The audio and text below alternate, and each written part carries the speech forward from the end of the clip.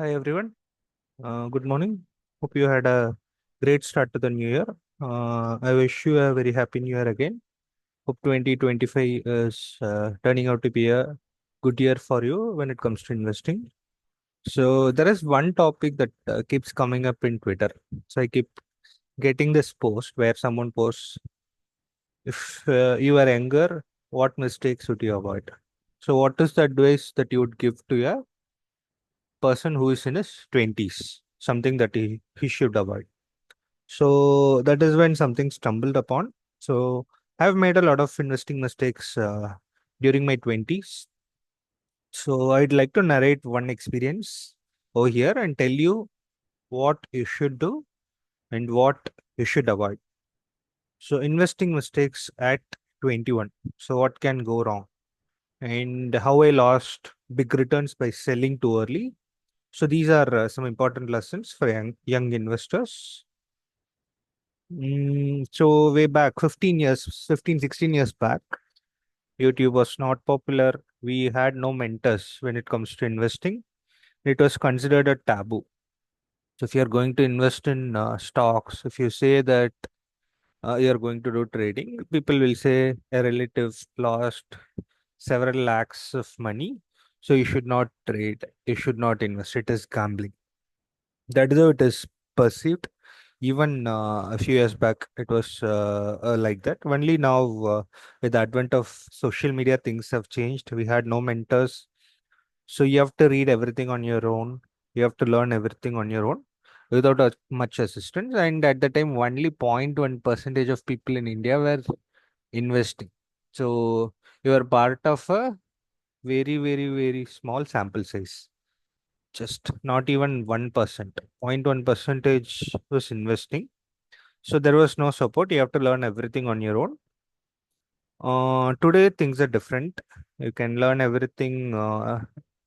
Books are there. Of course, books were there then, but you should know which books to read, which books to read first. For example, I would say One Up on Wall Street is the book that you should read first. But when it comes to me, I started with Benjamin Graham's Intelligent Investor, which was too complex and heavy for a beginner.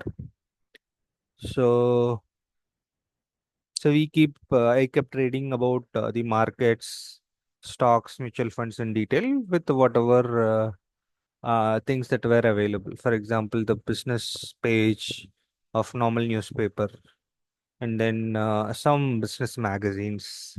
It will be available only in select outlets. I would go and purchase them. Then I decided to purchase mutual funds after reading a lot about them because I felt that it added a lot of value. So you did not have a lot of money to buy house or gold at that point of time because you are a fresher. You are earning a small amount of money. So mutual fund looked like an easy investment option where you can park a percentage of your salary every month as an investment and make sure that it gets multiplied and compounded. So I decided to purchase three funds: DSP BlackRock Small Cap Fund, Sundaram Select Mid Cap Fund, HDFC Large Caps. At that time, with whatever analysis that was possible, I went through all these funds. I went through the list of stocks they had. So I decided to choose a large cap fund, a small cap fund, and a mid cap fund. So in 2009, there was no online platform available to purchase mutual funds. So this is the interesting story. You have to visit the company's office to purchase mutual funds or sell them. For example, to sell a DSP BlackRock fund, I had to visit their MG Road office in Bangalore. At that time, Bangalore was not that crowded. You can easily travel from Electronic City to MG Road within 25 to 30 minutes. There was no traffic at all. So you have to, if you want to sell, you have to go there. If you want to buy, you have to go there, give it, give everything in writing, show your ID proof. And then it will take a few days for your money to get credited to your account. And it will take on the next day's purchase price. Now things have completely changed. You can purchase or sell with a click of a button. Everything is available online. Just from your mobile phone, you can do everything. So things were very different then. Even if you want to invest Even if you want to start investing in stocks, it is not easy to get a demat account. So the banks will delay it. They won't be interested in it because it does not give them any money. Same is the case with mutual funds. Even if you want to invest in mutual funds, you have to put in that effort to go and visit each and every office to make a purchase, to sell the units. So in 2011, I got admission in one of the premier B schools in India. So I decided to pursue higher education. So I needed cash. I decided, this is one mistake. I decided to sell all my mutual fund units.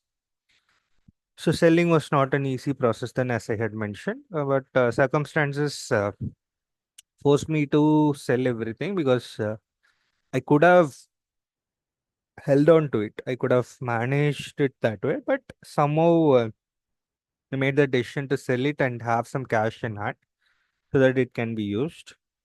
That's what I did. So now let's see, had I held on to those mutual funds, what would have happened? Uh, so when I was young, I did not get any advice. So now if you're in your 20s, don't repeat the mistake I did. So now let's see what is DSP small cap fund to. So it is a two-star rated fund today. It has delivered 3-year CAGR 19.86%. Now let's look at the numbers from 2009. So somewhere around this stage I would have invested. Okay, so the 8 to 10 rupees, somewhere around 9 rupees I would have invested at this price point, 8.99. This is where I started investing. So month on month SIP was going on, but I stopped it. So let's say upfront investment of zero. So had I continued to invest, what would have happened? Had I continued to invest, I would have invested 9 lakhs and I would have made 55 lakhs. Now here is the catch. I was doing my higher studies, so I did not have monthly salary. So even then, let's say we consider this as an upfront investment. Let's say I had invested 5,000 every month for 2.5 years, which is like 30 months, which comes to around 150,000. So this does not allow. So I'm putting 500 over here. So I would have invested 2.5 lakhs. I would have still made 30 lakhs, 20%, 20.6% CAGR. Okay. So let's say I had invested instead 2,500. Instead, let's say I had invested 75,000 over a period of 2.5 years. And so here is the point I'm making. Had I held on to them, so there were two options, three options. One, you have to continue investing in mutual funds. You have to continue with your SIP. I was not in a position to do that because no salary. That is perfectly fine. But the second option is to sell all the units, which I did. There was the third option, which I did not think through. You can stop your SIP and then you can hold on to your funds. Okay. So that is where I would have made s- 18 lakhs by now had I held on to it. Now let's look at mid cap. So, so this is giving really good returns.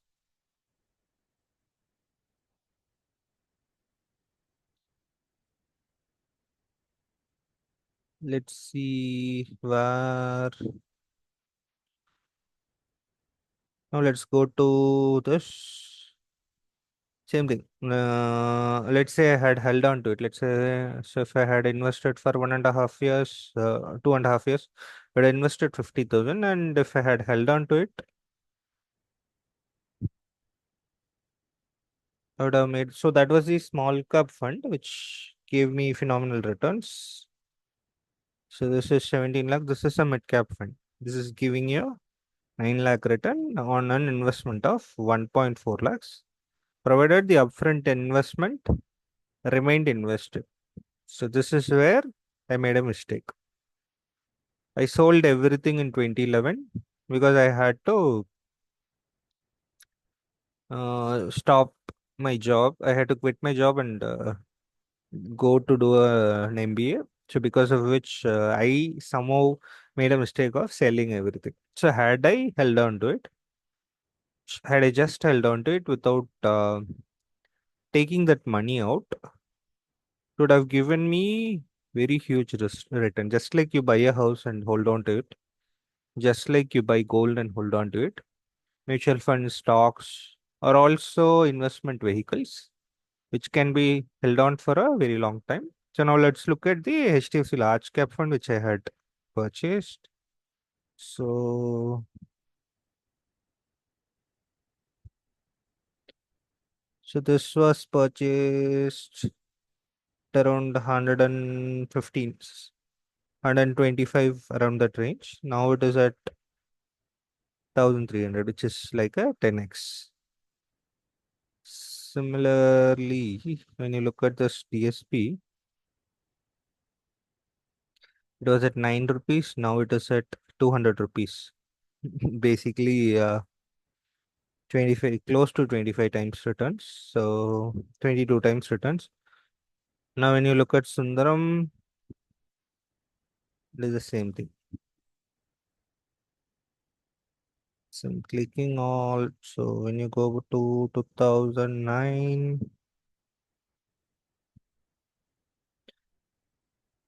August.